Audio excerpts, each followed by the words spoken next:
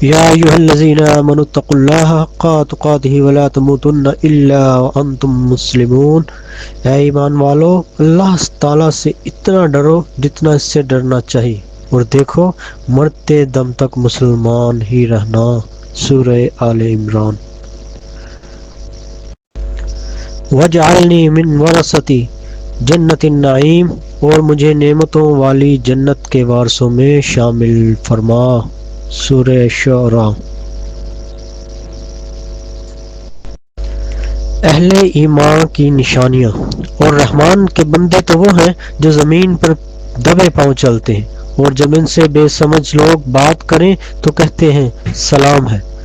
سورہ الفرقان آیت نمبر 63۔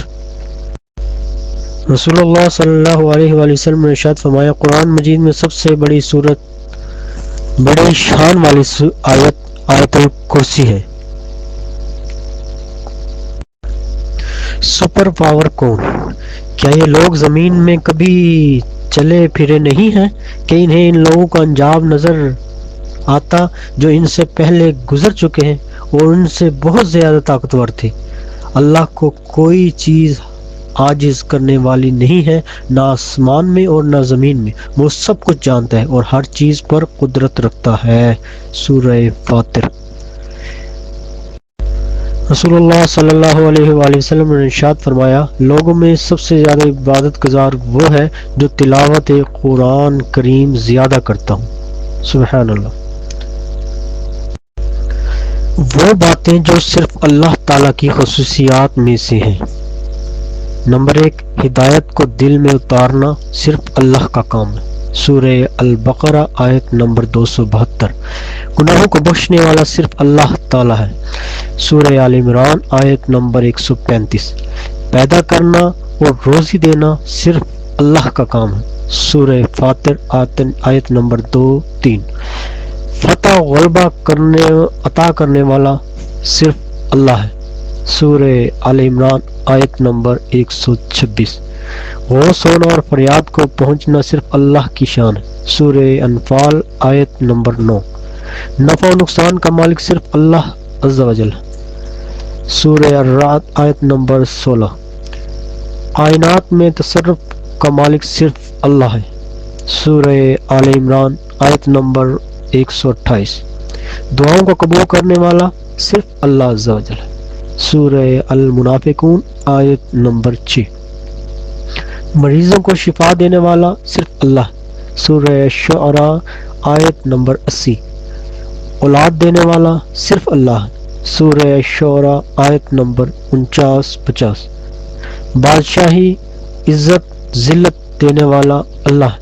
سورہ آل عمران آیت نمبر 26-27۔ ان سألک عبادی انی فإنی قریب اجیب الدعوۃ الداعی اذا دعانی۔ جب میرے بندے میرے متعلق پوچھے تو کہہ دو کہ میں بہت قریب ہوں، جب دعا کرنے والا مجھے پکارتا ہے تو میں دعا قبول کرتا ہوں۔ سورہ البقرہ آیت نمبر 186۔ فمن اتبع ہدایا فلا یضل ولا یشقی۔ جو میری ہدایت کی پیروی کرے گا تو نہ وہ بہکے گا اور نہ تکلیف میں پڑے گا۔ سورہ طٰہٰ آیت نمبر 123۔ وَكُلُوا مِمَّا رَزَقَكُمُ اللَّهُ حَلَالًا طَيِّبًا وَاتَّقُوا اللَّهَ الَّذِي أَنْتُمْ بِهِ مُؤْمِنُونَ۔ اور اللہ نے تمہیں جو کچھ دیا ہے اس میں سے حلال طیب کھاؤ، اور اس اللہ سے ڈرو جس پر تم ایمان رکھتے ہو۔ سورہ المائدہ آیت نمبر 88۔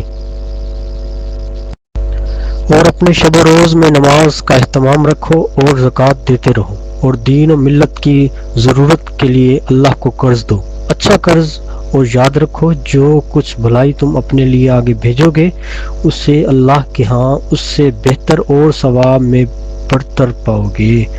سورہ المزمل۔ اے نبی میرے بندوں کو خبر دے دیجئے کہ میں بڑا بخشنے والا اور نہایت مہربان ہوں۔ سورہ الحجر۔